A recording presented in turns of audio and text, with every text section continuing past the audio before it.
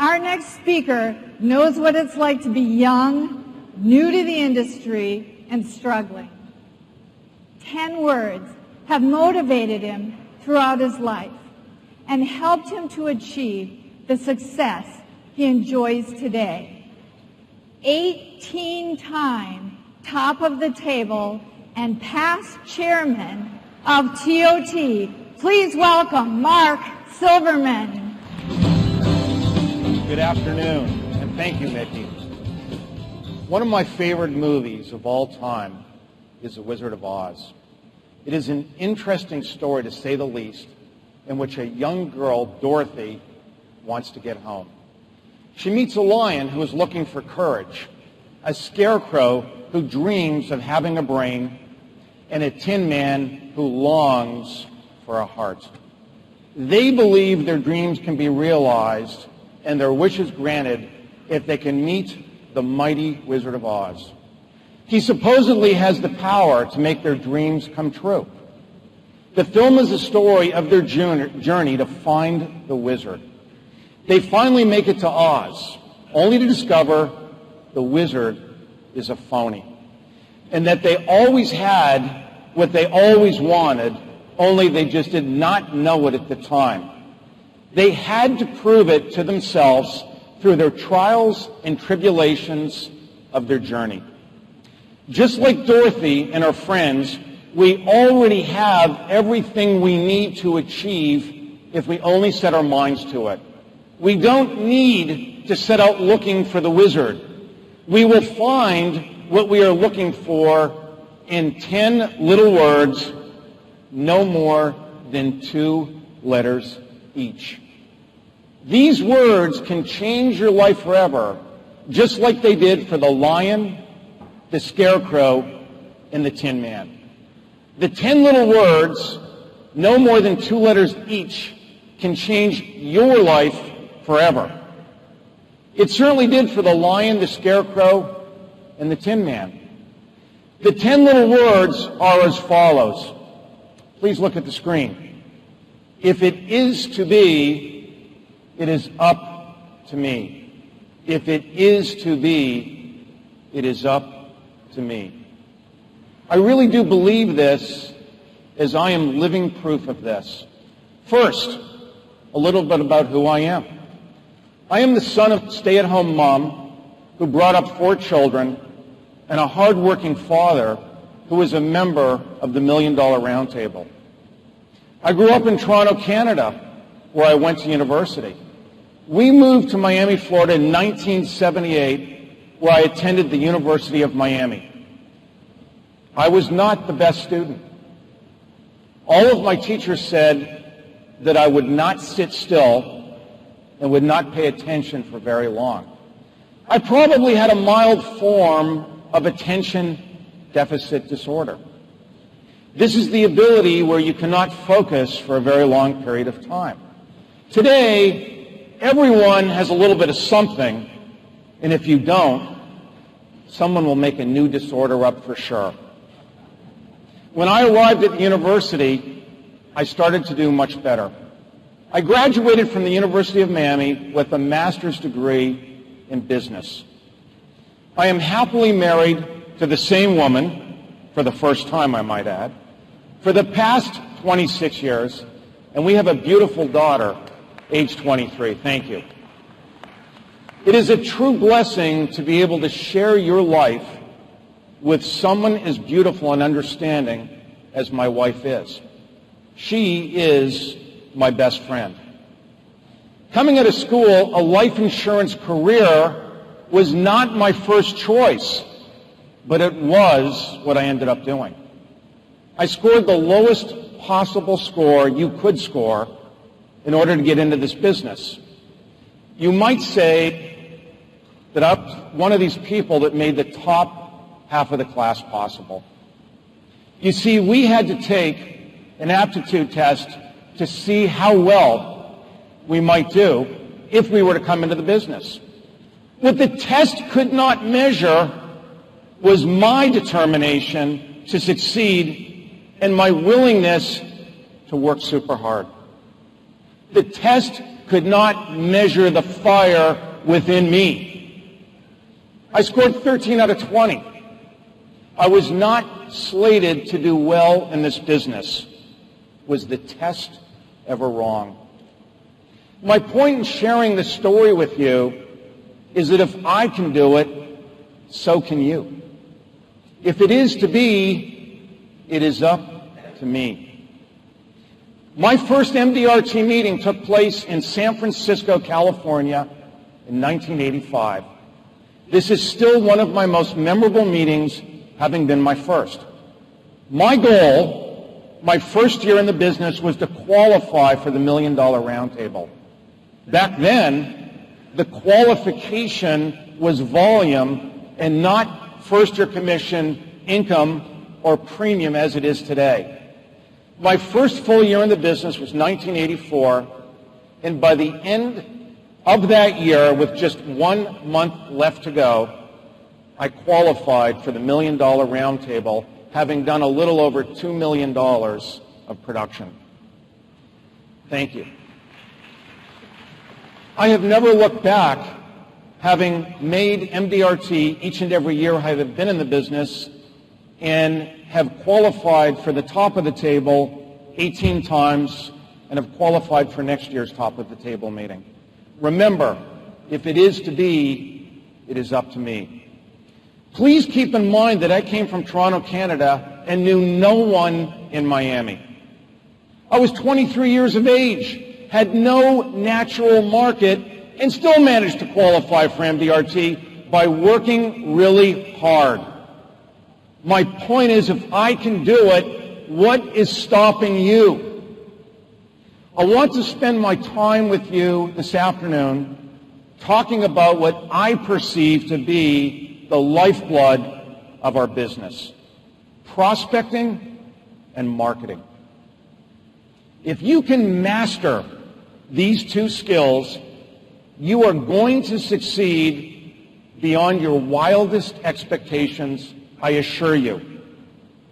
My small boutique company is a marketing organization that happens to be in the financial services business. Remember, if it is to be, it is up to me. I believe that the end starts with a goal in mind.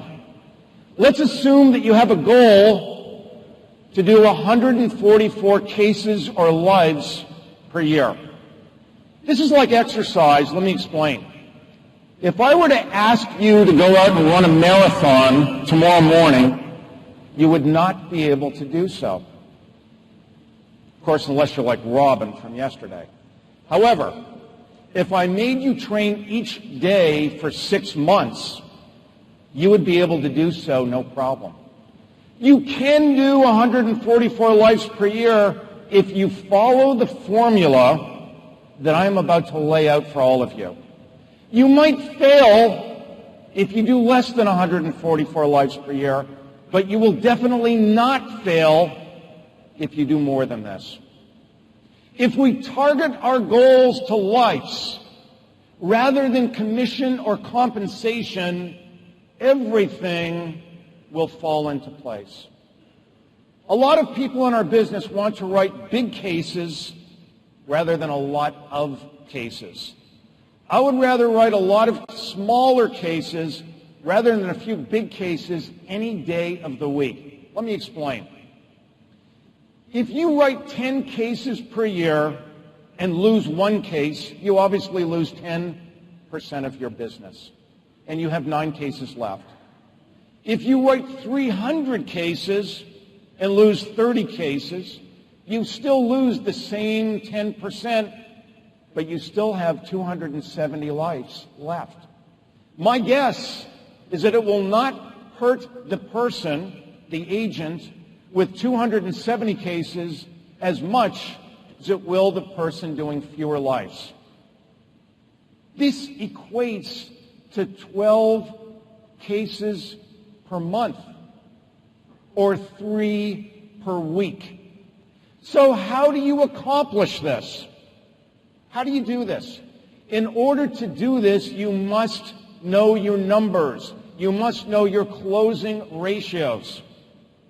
Now, folks, if you're just average, you're going to close 1 out of 3. Therefore, you're going to need to be in front of how many people to close those 3? 10. Well, how do you get in front of 10 people? To get in front of 10 people, you're going to need to book 15 appointments, because a third of them are going to cancel or change the meeting to another day.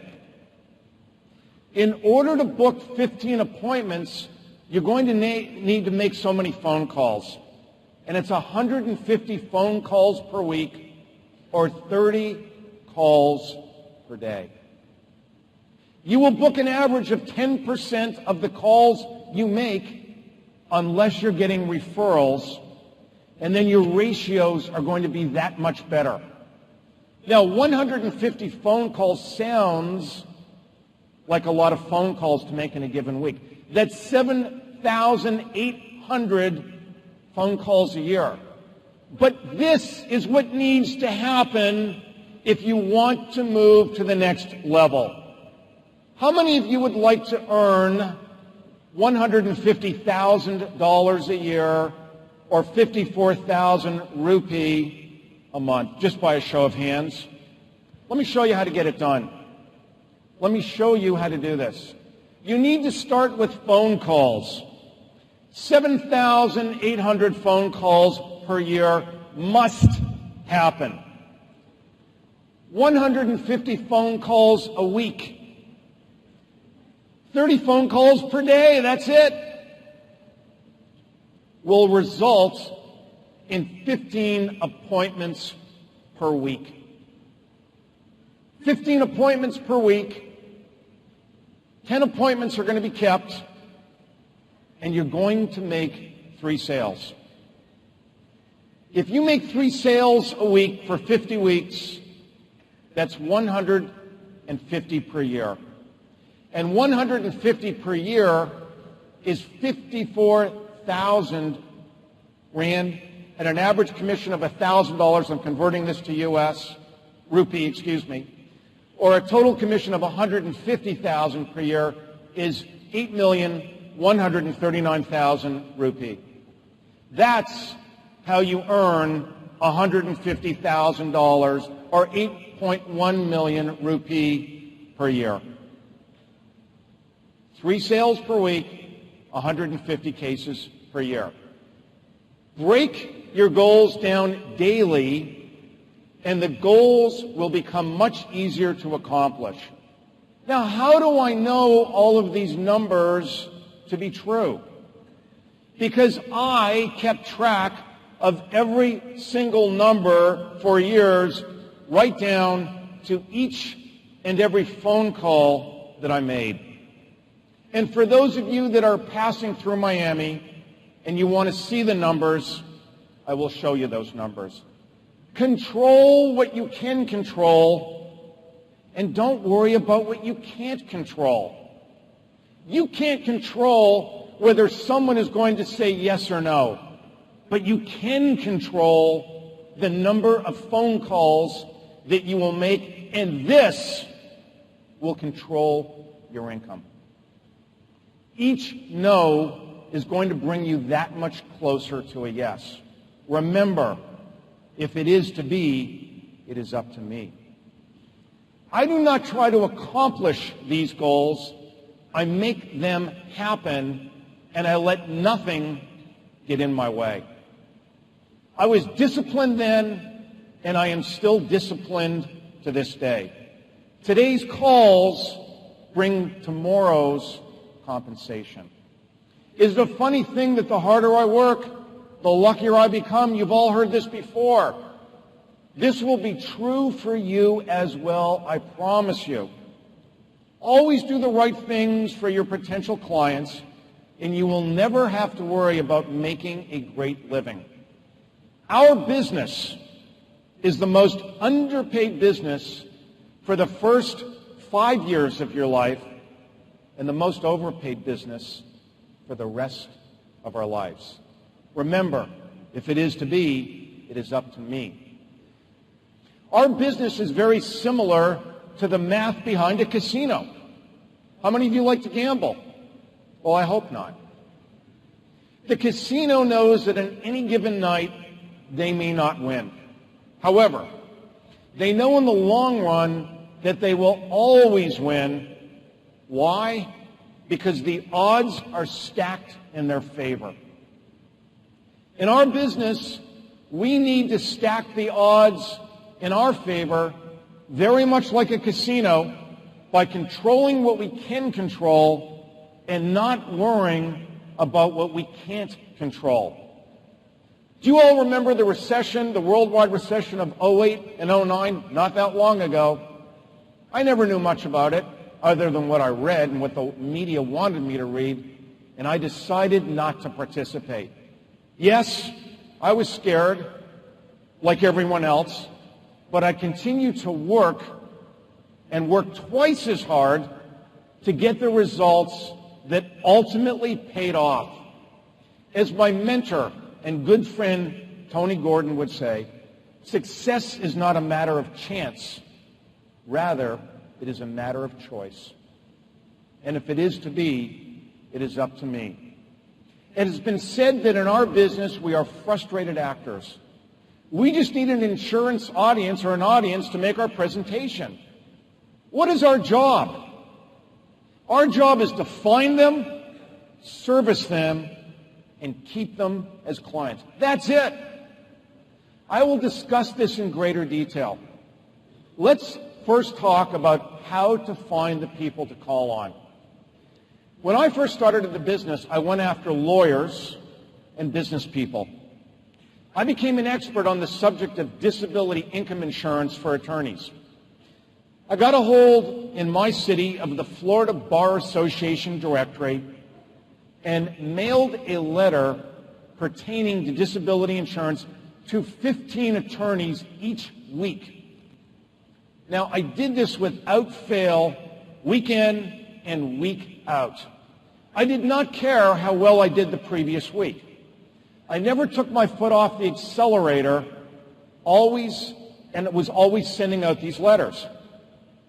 I enclosed a $2 bill, which is unique in the United States, as they do not make a lot of them, with each letter that I sent. I mailed these letters and the $2 bills religiously each and every week as mentioned, without fail, no matter how many other appointments I had. I would mail these letters on a Wednesday and follow up with a call the following Monday and try to set a meeting. I had a lot of people tell me no, but I also have 300 attorneys as clients today. Remember, thank you, each no brings you that much closer to a yes. You can never stop prospecting. If you stop, it all stops.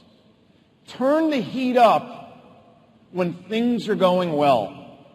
Most people in our business stop prospecting after they have made a few sales, and this is death. You must form great habits today that will serve you well tomorrow, so that you make a career out of the business rather than the business making a career out of you. Do what you love and love what you do. Additionally, I wanted to get into the business insurance marketplace. I did this by purchasing lists from various providers. They're called Dun & Bradstreet lists in the United States.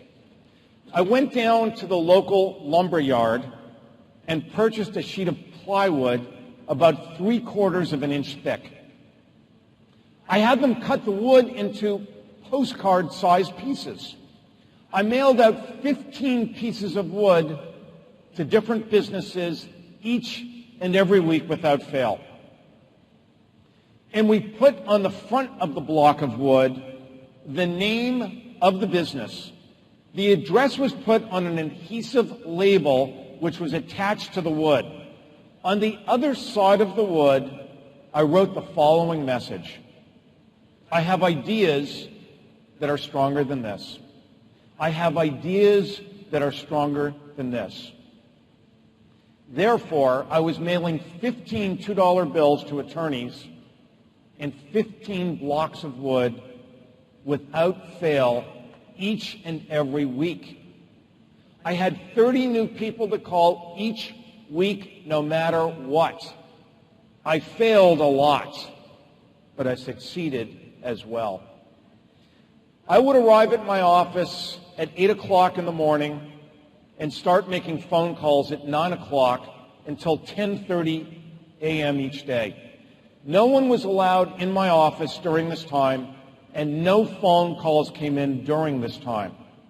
I was hungry for success and well-disciplined in my approach. I set my day up so that my first appointment was at 11 in the morning because I did not want to fight with the traffic in Miami to have a 9 o'clock meeting. That's the way I did it. And every hour and a half in between, I had another appointment. So an hour for an appointment and a half an hour to get to where I needed to get to. I did this for many years, and that discipline helped me to get to where I am today.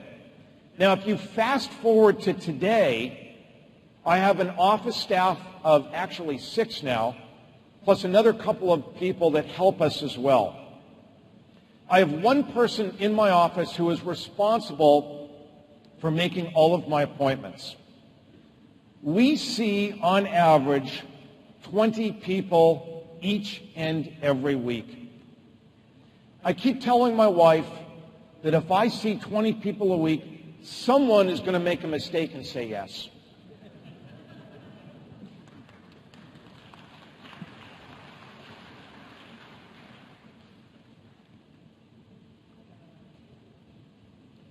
We specialize today in working with people that are retired or getting ready to retire. We do not try to be all things to all people. We try to be experts in a few areas, and that's it. Are you an expert at what you are doing, or are you winging it? Do you know what it is that you do? Or better still, do your clients know what you are an expert at? If I were starting over today, I would market to the baby boomers. This is a target-rich environment. Over the next 20 years, 10,000 people each and every day turn 65 in the United States. The baby boomers were born between 1946 and 1964 and represent approximately 75 million people in my country, the United States. If you were married and make it to the age of 62, there is better than a 50% chance that one of two of you will make it to the age of 92, and a 25% chance that one of you will make it to the age of 97. Now, I have a grandfather that just turned 100, and my great-grandfather died at age 107. So I told my wife, get used to me. I'm going to be around a while. We specialize in my office, as was discussed yesterday, in longevity insurance, better known in the United States as annuities. And Joe mentioned this yesterday in his remarks. It was my goal to have my income flowing each and every year, whether I worked or I didn't work. I wanted to make a shift from an all life insurance practice to a money under management practice. I did this by focusing on this target-rich environment and marketing to people that were retiring or getting ready to retire. I started this process with no money under management, and 13 years later, we just crossed $300 million. There is not much that I do not know about the annuity business because I've made it my business to learn everything that I can. My point in telling you this is that you need to specialize in something. Become a specialist rather than a generalist. After all, who generally makes more money?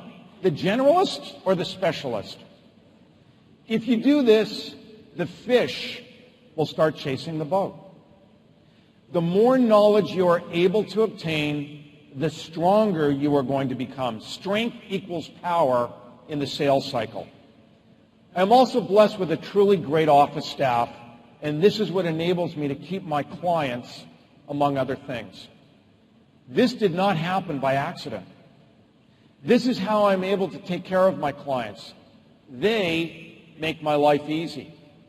We work as a great team, and we have worked together for many years. You need to have strong office support so that you can focus on finding the new people to do business with.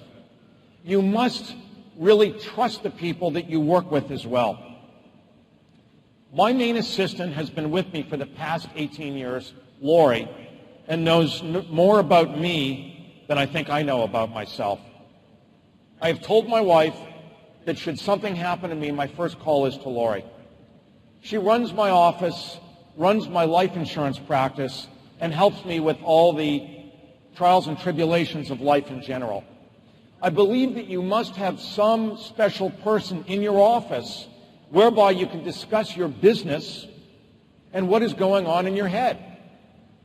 We choose to play on this high hill, and the winds do not always blow in our direction. When I first started in the business, I tried to do it all myself. I never really discussed how to fix a problem that I was having and kept everything to myself.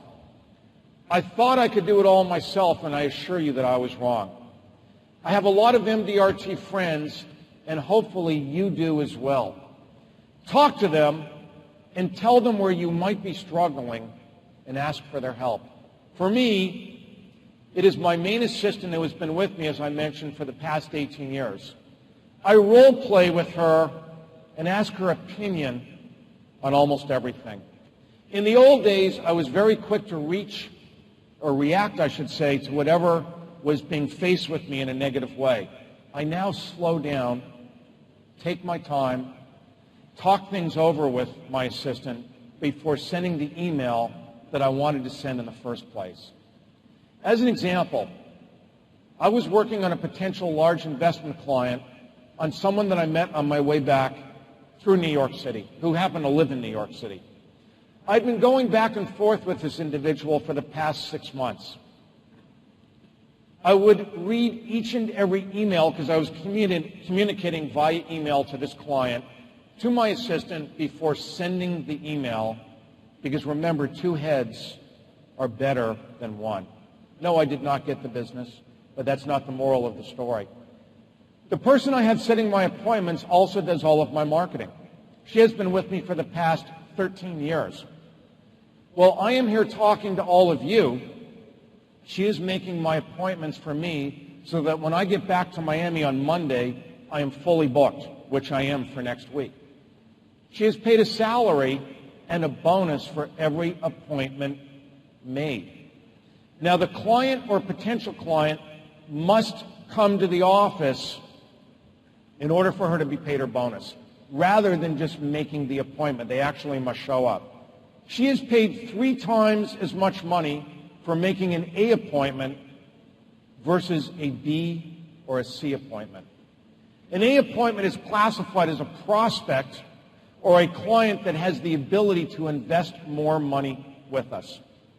I did a lot of role playing with her in the beginning in order to teach her what to say on the phone in order to make these appointments. If someone calls and or emails me wanting an appointment, I tell them to contact Maria in my office, as she keeps my schedule. Please keep in mind almost all of my meetings are in the office. I asked a very successful agent by the name of John Savage once, how do you get people to come into the office? And you know what his answer was. Just ask them. Remember, the home team always has the advantage. I have a young woman with me who has been with me for the past 7 years who sees clients as well. She was my receptionist for a number of years. She was working for us and going to school at night to become an accountant. She really liked our business and wanted to become a planner. She shadowed me for a number of years in order to learn. She has become a valuable asset. She conducts annual reviews as well as making some sales. She also makes my life easy when I'm out of town, as she handles almost all of the problems. I have the confidence in her to do the right thing for the clientele, and she does. I have a wonderful receptionist who greets everyone that comes into the office, as well as getting me ready for the day. She has been with us for 4 years. She is the face that greets the clients that come into the office. She is the most even-tempered person I've ever met and never says no. It is so important that you set the right tone for the customers that are coming into your office, and you need to have the right person to make this happen. Lastly, we have 2 other people that work for us on a part-time basis. They help us with the continuous marketing that we do outside the office. I truly believe that marketing is the other half of the business. To be really successful, you've got to be good at this as well. As I mentioned, we're a marketing organization that happens to be in the financial services industry. We do a lot of marketing. So what do we do that differentiates us from all of you? So please pay close attention as I'm about to give you a lot of great ideas that you can take home tomorrow or whenever you go back to work and start utilizing. We want people, when they make the trip to our office, to be as enjoyable and pleasurable as possible. We do this by making hot chocolate chip cookies each morning and have them available for the people that come into the office. The Federal Express man steals them all. That's the person that delivers our mail. We make note of what people like to drink: coffee, tea, soda, etc. All of this information is recorded in our computer along with a picture of the client. This is how our receptionist is able to remember everything when someone comes in. We even make notes of whether they take sugar in their coffee or how they take their coffee. The receptionist greets them and offers them whatever they like. We try to make the experience enjoyable. Each and every client's name appears on a board. Jennifer, thank you for that great idea. When they arrive in the office. This makes them feel very special. What do you keep in your waiting rooms? Think about what you all keep in your waiting rooms if you have a waiting room. Most people keep the Financial Times, the newspaper, not us. No, I don't want them to see that financial pornography. What we do is we have approximately 75 thank you notes from clients in 3 different scrapbooks in the waiting room. And that's all that's there. We do not make magazines or the newspaper available at all. I would rather have people read what others have written about us rather than reading the newspaper. There are no plaques in my office, only pictures from my travels around the world. Additionally, there are pictures, I should say, of my wife in my office and my daughter. After all, people want to identify with people that they are most comfortable with. It's easier to do business with people that have strong family values, as is evident when you walk into my office. No one really cares that you are the premium leader or the life's leader. Don't get me wrong. You should be very proud of your accomplishments, but no one really cares how much you know until they know how much you care. When someone leaves our office, my receptionist gives them 5 business cards, and we tell them not to keep us a secret. What do you do with your business cards? Are they sitting in a box collecting dust? If so, why? The cards are better off with my customers than sitting on a dusty box in a shelf. When a prospect retires, because we're in that business, we send a large gift basket to their place of business 1 week before they retire. Now, why would I want to send a basket to their office? We do this because I want all of their coworkers at their place of business to see the gift basket. The next idea that I'm going to give you will increase your production. I will guarantee you 10% if you do nothing else but just this. And it's so simple that most of you won't do it. Call everyone on their birthday. We call everyone on their birthday. Our client database tells us when their birthday is. So we know who is having a birthday on a given day. I simply pick up the phone in the morning and make birthday phone calls. Not sales calls, birthday phone calls. If I am not in town, my receptionist makes those calls for me. If I am in town, I make those calls myself. Additionally, we have pens and markers with our company logo that we give to each client or prospect as well. I keep giving as much as I can away. Any and all of these marketing ideas will work as long as one thing happens. And you know what that is. You have to work. If you aren't getting referrals, why not? We do get a lot of referrals, and that's where most of my business comes from. We get them by asking for them, and I don't ask for them as much as I used to, but I will tell you how I used to do this. If you provide above average service for your clients, you're going to get a lot of referrals. Let me give you an idea of how I used to do this and got a lot of referrals. I would simply ask the client if they were, first of all, happy with the service that we were providing. I told them to not keep us a household secret. Because we expect referrals, due to the excellent service that we provide, they do come. Now, what I would explain to clients is that we want to find people like them that have helped build our business. Most people in our business spend almost all of their time looking for new business and very little time servicing the business they have. What we want to do is reverse this trend. I need your help. Need your help. Please refer us to your colleagues and friends so that we can spend more of our time taking care of our clients and less of our time actively looking for new clients. Another idea that has worked very well is to have a thank you dinner for the people that have given you the most referrals. We have 2 to 3 of these dinners each year, and they have always resulted in more business. We have these at a steakhouse in Miami. I simply explain to the people that I want to thank them for what they have done to help build our business and to grow it where it is. I tell them to enjoy the dinner and that we're going to have a great time. And I socialize with all of them. This has resulted in additional business, and this is why I continue to have these dinners. Another great marketing idea is to hold a holiday party. How many of you have holiday parties for your clients? Anyone? Well, we do, and we have 500 people, or we invite, I should say, 500 people to the country club. We get about 150 that actually show up.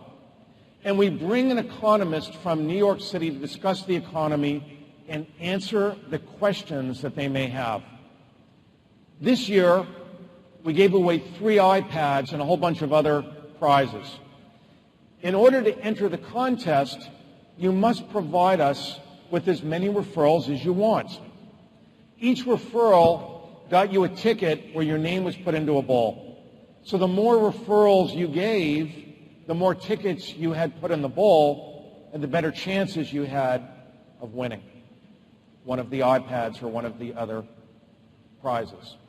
This is a wonderful networking event that we have done for a number of years now, and we have this already scheduled for December of this year. Yes, the gifts are expensive, but hopefully you will invest back in your business so the results will prove themselves to you. Most of the referrals are a result of the above-average service that we provide to our clients. Let me give you an example of service. My wife and I last summer took a vacation to Asia. And we ended up the last 2 nights in Hong Kong, and we were fortunate enough to stay in the Ritz there. We were picked up at the airport in a Mercedes. We were driven to the hotel in Hong Kong. Prior to getting to the hotel, the driver asked if it was okay to make a phone call. I said, sure. What was he doing? Who was he calling? He was calling the hotel ahead to let them know that we were going to be arriving in the next 10 minutes. When we arrived at the hotel, we were greeted by two people at the front door. They said, "Welcome to the Ritz. Please follow me to the 108th floor to the reception area." Upon arriving on the 108th floor, we were greeted by another three people who welcomed us to the hotel and addressed us by our surname. They took us to our room, checked us in, rather than downstairs. The next day, my wife wanted to find some unusual tea for our daughter called bubble tea. I didn't know what it was. So she called the concierge. They said to give them a few minutes and they would get right back to us. They called us back and found the place that sold the tea in Hong Kong. They delivered the address where the tea was to our room, and they walked us downstairs with a map of how to get to where we were going. They ordered a car for us, and they met us downstairs in the lobby where we met the driver. When we returned to the room after getting the tea, they asked us if we had found what we were looking for, this special tea, and we did. This is what I call great service. I wanted to eat in the Chinese restaurant of the hotel, so I spoke to the concierge. Immediately, they walked us down to the restaurant in the middle of the afternoon and booked the reservation for us. I tell you all of this because service, for the most part, in my opinion, is awful around the world. This was above average service that really stood out in my mind. My question to all of you, are you providing the rich quality of service to your clients? If not, why not? If you are, can you make it even better? One last example. We recently had a client who died and left $500,000 to his wife. This happened while I was on vacation in Asia, and I was checking my emails and found out about it. I called the widow from Asia to express my condolences. I was not able to reach her, and I left her a message on her cell phone to tell her how sorry I was to hear about the passing of her husband. When I got back from vacation, she was in my office the day I got back, meeting with one of my office staff, and it was coincidental she was there that day, to fill out the paperwork in order to transfer the death benefit to her. We helped the widow contact the Social Security office to collect the government benefit. Her husband had purchased a life insurance policy with another agent before meeting with us. The agent, rather than meeting with her in person to help her complete the forms, you know the rest of this story, mailed her the claim form in the mail. How cold. We helped her with that. Who do you think ended up investing the proceeds from that life insurance sale? This is what I mean by rich service. An idea that I received from a fellow MDRT member was to provide a retirement party to a person that was getting ready to retire. We have hosted a few of these, and they have worked well as far as getting new business. Maria, my marketing assistant, sets this up. We invite their friends and ask them to write a few words about the retiree. We put these notes in a book, and we present it to the retiree at the retirement party. And yes, we pay for the entire party. Additionally, I've written a few books. One of these books was written for the public, and I give one to each prospect that comes into the office. Now, why did I write a book? The reason is because most of my competitors haven't. Do you see a common theme in all of this? As mentioned, the harder I work, the luckier I get, and that will be true for all of you as well. We are constantly marketing and prospecting to our database. What about you? We spend time trying to establish and build a great website, which I'm in the process of redoing right now. We have annual reviews with the clients, and these reviews bring new business as well. What are you doing to market and prospect to your client? I want to acknowledge the many friends that I have made over the years at the $1 Million Roundtable. They have helped to pick me up when I was down. And yes, I've been down. And they have helped me to grow to that next level. People like Tony Gordon, Marv Feldman, Richard Sullinger, Jim Rogers, Jennifer Borslow, to name a few, have helped to shape my career, and I thank all of them.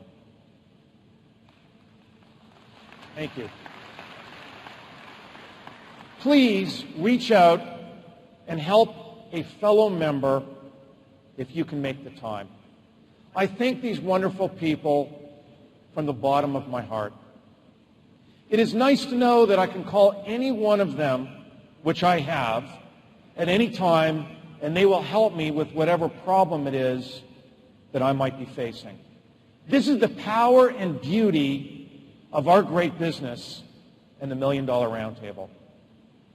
I've had a very good friend in the business who has since passed away, who would always say to me, when I was coming back from a meeting, he'd always ask me the same question, which was, what did you learn at the meeting that you just attended? What did you learn? What are you going to implement from what you have learned? If you are asked this question when you get home in the next few days, I want you to respond as follows. Tell your significant other that you attended this meeting and that it was well worth your time, number one. Explain that you listened to a speaker from Miami who was not the best student growing up and in fact probably had ADD and probably still does. Explain that he went on to make the MDRT each and every year and has qualified for the top of the table the past 19 times. Tell your significant other that you have heard a lot of great marketing and sales ideas from the speaker and that you plan to implement at least one of these ideas, and you will do so with enthusiasm as soon as you get back to work. Explain that you were reminded about the wonderful story of the Wizard of Oz. And like the characters in the story, you have always possessed what you always thought you needed in order to be successful, to be as successful as you always wanted to be. Lastly, explain the 10 little words, no more than 2 letters. Ladies and gentlemen, remember these 10 words can and will change your life forever. Please repeat after me. If it is to be, it is up to me. If it is to be, it is up to me. Ladies and gentlemen, thank you for your time today and enjoy the rest of the meeting.